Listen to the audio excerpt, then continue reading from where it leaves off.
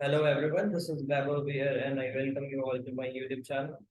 And आज एक और बढ़िया सवाल के साथ आए which is based on alternating currents. बच्चों का डिमांड था अल्टरनेटिंग करंट्स में कुछ क्वेश्चंस के लिए, तो ठीक है आज अल्टरनेटिंग करंट के सवाल के साथ आए। तो एक बार चेक करते हैं प्रॉब्लम स्टेटमेंट क्या है और फिर उसके बाद हम देखेंगे कि कैसा सॉल्यूशन होना चाहिए उसका। तो ये हमारा सवाल का फिगर बना हुआ है और इसमें मुझे चाहिए कुछ ये I3 करंट जा रहा है और ये ए बी दो पॉइंट दिया गया है, तो ए बी के क्रॉस जो वोल्टेज है और I3 के बीच में फेज डिफरेंस चाहिए।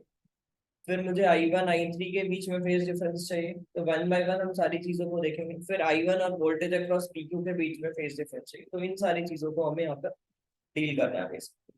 ठीक है। सो इस सवाल को आप कॉम्प्लेक्स नंबर वाले मेथड से भी कर सकते हैं और आप फेजर से भी कर सकते हैं। सिंस जेई सिलेबस में हमें फेजर को इंक्लूड करना बताया गया है, तो मैं फेजर के साथ जा रहा हूँ। थोड़ा मजा भी आता है, थोड़ा समझ भी आता है, फील आता है। कॉम्प्लेक्स नंबर वाले सवाल में हाँ सॉल्व हो जाती हैं चीजें, बट थोड़ा मजा कम आता है। तो मैं आता हूँ इसको फेजर के थ्रू हम इस क्वेश्चन को सॉल्व करने की कोशिश करेंगे। तो यहाँ पर देखते हैं ये ए ये पी क्यू पॉइंट है, इसके अक्रॉस हमें बोला गया है ए बी पॉइंट के अक्रॉस का वोल्टेज और I3 जो करंट जा रहा है, यहाँ पर करंट कुछ I1 है और यहाँ पर करंट कुछ I2 है। ठीक है, तो इसके हिसाब से देखते हैं फेज डिफरेंस कैसा होगा।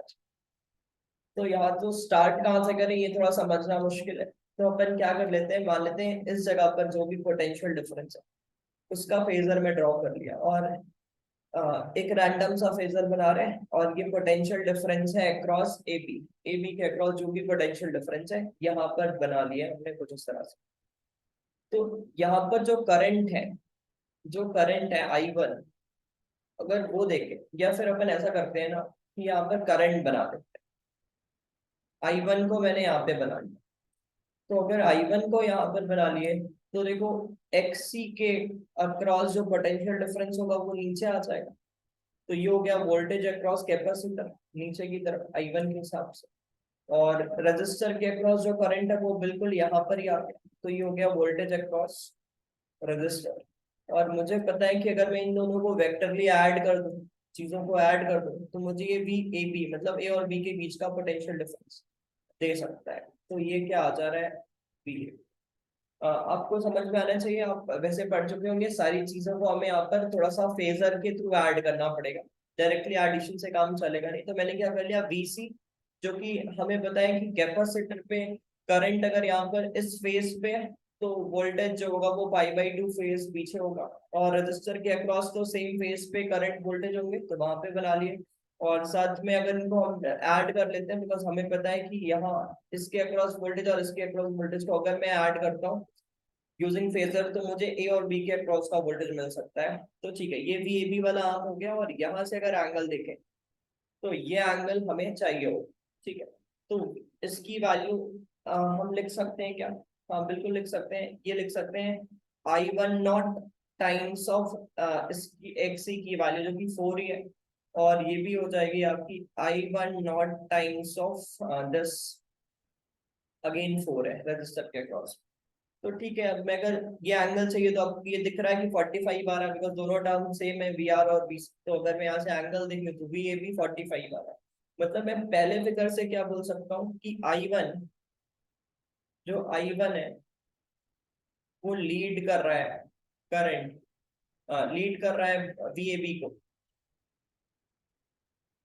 Bye phase of pi by four के फेज से लीड कर रहा है। सेकंड पे आते हैं, और अब मैं एक दूसरा फेजर बना रहा हूँ जिसका पहले फेजर से कुछ भी लेना देना नहीं है।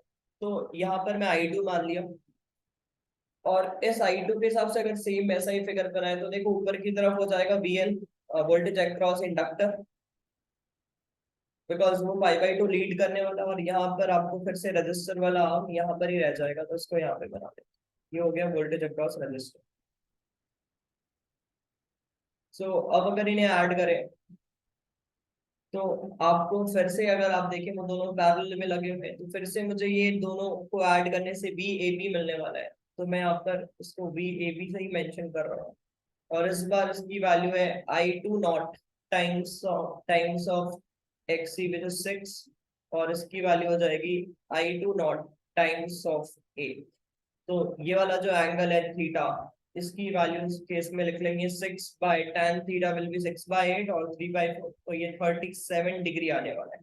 कैसे आ रहा है आप समझ रहे होंगे, tan थीटा लिख रहे हैं, इन दोनों को डिवाइड कर रहे हैं, मुझे 37 डिग्री आता हुआ दिख रहा है। तो ठीक है, यहाँ से मुझे समझ में आ गया है कि I2 क्या कर रहा है, लैग कर रहा है। आई थिंक देख लो, I2 लैग कर रहा है किसे, वोल्टेज अक्रॉस रजिस्टर को, मतलब VAB को लैग कर रहा है बाय फेज ऑफ 37 के फेज से लैग कर रहा है। तो अगर मैं इन दोनों फिगर को कंबाइनली बनाऊं, अगर इन दोनों फिगर को कंबाइन करके बनाए तो कैसा बनना चाहिए, ये मेरा हो गया VAB को इस बार सेंटर पे मान लेते हैं, और VAB के साथ वो लीड कर रहा है, पहला वाला जो करंट है वो लीड कर रहा है 45 डिग्री से। तो यहाँ से मैंने 45 डिग्री ऊपर बना लिया, तो ये हो गया I1 वाला पार्ट, और यहाँ से 37 डिग्री लैग कर रहा है, तो पीछे की तरफ हो गया ये I2 वाला पार्ट। आई थिंक आपको यहाँ तक क्लियर होगी बात है। तो इसको एंगल्स मेंशन कर लेते हैं, ये 45 डिग्री हो गया और ये 37 डिग्री हो गया। और I1 की अगर वैल्यू देखें तो I1 क्या होगा, I1 होगा, I1 मतलब वोल्टेज, I1 की जो वैल्यू लिख सकता हूँ मैं यहाँ पर, आप ध्यान से देखें तो क्या लिख सकता हूँ, एक सेकंड, हाँ इस जगह पर मुझे I1 की वैल्यू लिखनी, तो मैं लिख सकता हूँ, अगर I1 की पीक की बात करें, पीक वैल्यू की बात करें, तो वो हो जाएगा इसके अक्रॉस होने वाला पीक वोल्टेज। तो VAB के अक्रॉस जो भी पीक वोल्टेज है इसको V0 मान लेता हूँ मैं, और V0 और साथ में Z से डिवाइड करूंगा, और यहाँ पर Z अगर आप देखें तो दोनों 4 4 है, तो Z की वैल्यू आ जाएगी √4² प्लस 4², जिससे मैं लिख लूंगा 4 टाइम्स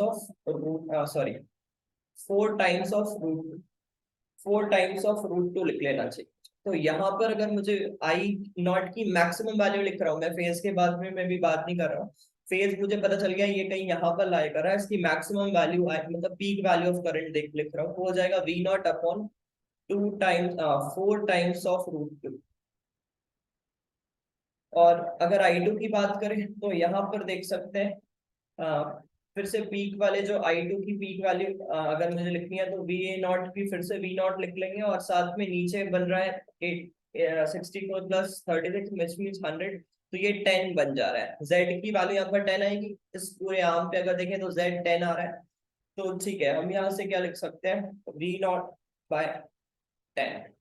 तो ये मेरे दोनों चीजें मिल गई है। अच्छा, हमने ये क्यों किया, हमने इसलिए किया बिकॉज ये मुझे I1 मिल चुका है, ये मुझे I2 मिल चुका है, और मुझे पहले पार्ट में आपको बताना है क्या, I3। तो अगर आप यहाँ से देखो I3, तो I3 एक्चुअल में है क्या, I3 को मैं ऐसा लिख सकता हूँ, एक तरह से मैं वेक्टर की तरह लिख रहा हूँ, एक्चुअल में वेक्टर नहीं है, but I3 vector, because phasor का एडिशन वेक्टर के जैसा ही चलता है, तो ऐसा लिख सकता हूँ। I3 वेक्टर जो है वो I1 और I2 वेक्टर का ही एडिशन है।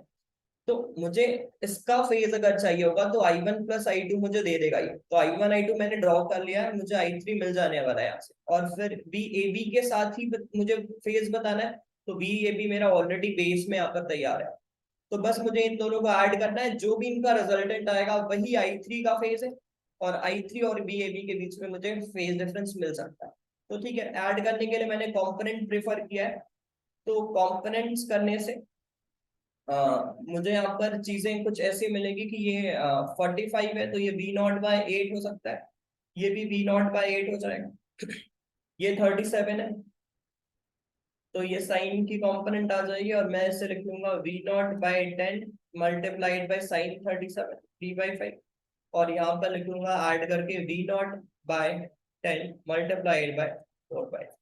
तो मेरा ऐसा कुछ फिगर बन रहा है यहाँ पर, अगर आप ध्यान से देखें, और मैं इसको VAB को बेस मानता हूँ, और अगर इन दोनों वेक्टर्स को ऐड करूँ तो आई थिंक ऐड करते हैं और दोनों वेक्टर्स को अलग से बनाते हैं, तो ये इस ओवरऑल टर्म को देखें, so this is V0/8 plus 4/50 V0।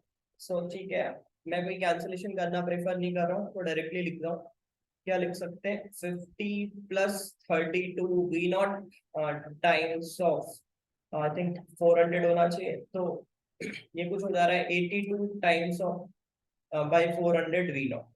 और जो नीचे वाला पार्ट है इसमें माइनस हो रहे हैं, तो V naught by 8 minus 3/50 times of V naught. तो यहाँ से अगर माइनस करूँ तो 50 minus 24 which is 26 V naught by 4। ऐसा कुछ मुझे ये आ रहा है। तो अगर यहाँ से देखें इन दोनों पार्ट को अगर मैं सॉल्व करके देखूं तो मुझे क्या मिल रहा है, ये एक्स एक्सिस पे लाई कर रहा है, ये वाई एक्सिस पे लाई कर रहा है, और वी ए बी हमारा एक्स एक्सिस पे ही है हमारे इस पर्टिकुलर फिगर के हिसाब से। वी ए बी यहाँ पर है और इसके साथ ये कुछ ऐसे लाई कर रहे हैं। तो इस जगह पर मेरा क्या वैल्यू आ रही है, इधर भी आ रही है कुछ 82 बाय, जिसको लिख सकते हैं 41/200 वी नॉट, और ऊपर की तरफ लाई कर रहा है ऊपर की तरफ लाई कर रहा है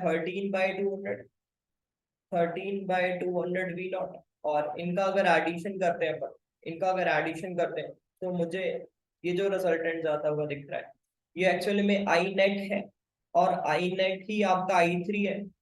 तो और इस जगह पर हमने वी ए बी भी माना है हमारे पुराने फिगर के हिसाब से, तो हमने ऐसा बनाया था, ये वी ए बी का मेरा आर्म था। तो वी ए बी के साथ आई नेट कुछ थीटा एंगल बना रहा है, और अगर इस टैन थीटा की वैल्यू लिखना चाहे तो वो हो जाएगा कुछ 13 V0/200 मल्टीप्लाइड बाय 200/41 V0। और अगर आप यहाँ से कैंसिलेशन वगैरह करें तो ये कुछ आ रहा है 13/41। तो थीटा की वैल्यू यहाँ से लिख सकते हैं tan इनवर्स ऑफ 13/41। तो ये किसके बीच का फेज डिफरेंस है, आई थ्री और वी ए बी, मतलब वोल्टेज अक्रॉस ए बी और आई थ्री के बीच का फेज डिफरेंस कुछ मुझे ऐसा मिल रहा है। अगर अपन यहाँ पर ऑप्शंस के साथ जाए तो मुझे पहले ऑप्शन में the phase difference between this and this is tan inverse of 13/41, तो ऑप्शन ए मुझे यहाँ पर करेक्ट दिख रहा है। तो अब आते हैं ऑप्शन बी पे, the phase difference between I one and I three. अच्छा, अब आई वन और आई थ्री के बीच में फेज डिफरेंस देखना हो, जल्दी से देखते हैं। ये आई वन है और आई थ्री अभी हमने जो बनाया वो आई थ्री है। तो आई वन 45 डिग्री के साथ था, अगर आप ध्यान से देखें तो ये मेरा बेस था वी ए बी वाला लाइन। आई वन यहाँ से 45 डिग्री बना रहा था, वी ए बी से 45 डिग्री बना रहा था, और ये कुछ tan इनवर्स ऑफ 13/41 ऐसा कुछ बना रहा है। तो अगर इनके बीच का एंगल देखना है तो ये 45 हो गया, और ये वाला एंगल हो गया आपका tan इनवर्स ऑफ 13/41। सो बस ठीक है, इनके बीच का अगर एंगल देखना है तो ये हो जाएगा π/4 माइनस 13/41, ऐसा कुछ रिजल्ट होना चाहिए। तो यहाँ से अगर देखें तो 13 इनवर्स ऑफ 19/33 माइनस π/4, तो ये बिल्कुल मैच नहीं करता हुआ दिख रहा है। तो बी ऑप्शन को अपन छोड़ते हैं, थर्ड पे आते हैं। तो phase difference between I one and the voltage across P Q. अच्छा, अब आई वन और वोल्टेज अक्रॉस पी क्यू। अच्छा, अब थोड़ा सा फिर से आपको ध्यान देना है पी क्यू के अक्रॉस का वोल्टेज और आई वन के बीच का फेज डिफरेंस। आगे आते हैं। सो आई वन, ये भी बन गया था हमारा, ऊपर आई वन आ गया था। तो चीजों को थोड़ा मैनेज करते हैं और देखते हैं क्या हो रहा है। और यहाँ से मान लेते हैं वी ए बी वाला टर्म यहाँ पर आया है, मतलब आई थ्री वाला टर्म यहाँ पर आया है, ये आई वन ड्रॉ कर रहे हैं, ये वी ए बी बन गया अपना, और यहाँ से हमारा नीचे की तरफ आई थ्री भी, आई टू भी पता है मुझे, और आई टू यहाँ से 37 डिग्री पे था, और ये 45 डिग्री पे था, और ये वाला tan इनवर्स 13/41 ऐसा कुछ आया। तो इस फिगर के हिसाब से अगर ऑप्शन में देखें तो वोल्टेज अक्रॉस पी क्यू, आप ध्यान से देखेंगे पी क्यू के अक्रॉस वोल्टेज क्या लिख सकता हूँ, तो आई थ्री के अक्रॉस जो भी वोल्टेज होगा, मतलब जो भी फेज होगा आई थ्री का, जो भी फेज होगा पी क्यू के अक्रॉस अगर देखें तो वो फेज आई थ्री के फेज से π/2 एक्स्ट्रा होगा। आई थ्री के फेज से π/2 एक्स्ट्रा होगा, बिकॉज अगर इस इंडक्टर के अक्रॉस करंट का फेज π/3 है, मतलब आई थ्री का फेज है, तो इन दैट केस वोल्टेज का फेज आई थ्री के फेज से π/2 एक्स्ट्रा होगा।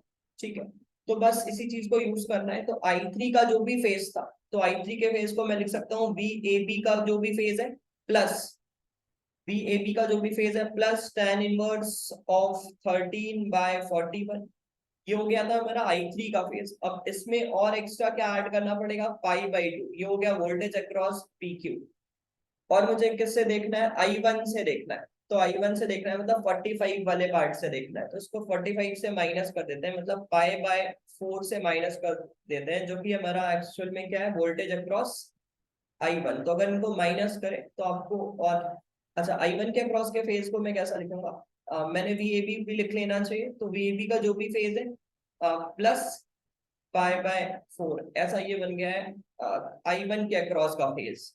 तो बस इनको सब्ट्रैक्ट करना है। आप देख सकते हो रिजल्ट आपको दिख रहा है, tan इनवर्स ऑफ 13/41 प्लस पाई/2 माइनस करना है इसके साथ। तो माइनस करना है तो हम उसे माइनस प्लस पाई/4 बनेगा 90 माइनस 44। सो ये हमारा कुछ फेज डिफरेंस आ रहा है PQ और I1 के बीच। तो अगर इसको एक बार चेक करें तो tan इनवर्स ऑफ 13/41 प्लस पाई/4, तो हाँ सी ऑप्शन मुझे सही दिख रहा है। और लास्ट में आपको इसी चीज का अल्टरनेट पूछा गया है, तो ये वाला पार्ट आपका गलत हुआ। तो यस, इस सवाल को अगर देखें हम ध्यान से तो मुझे सही ऑप्शन दिख रहा है, ऑप्शन ए एंड ऑप्शंस। तो this is all about the question, ऐसा था सवाल।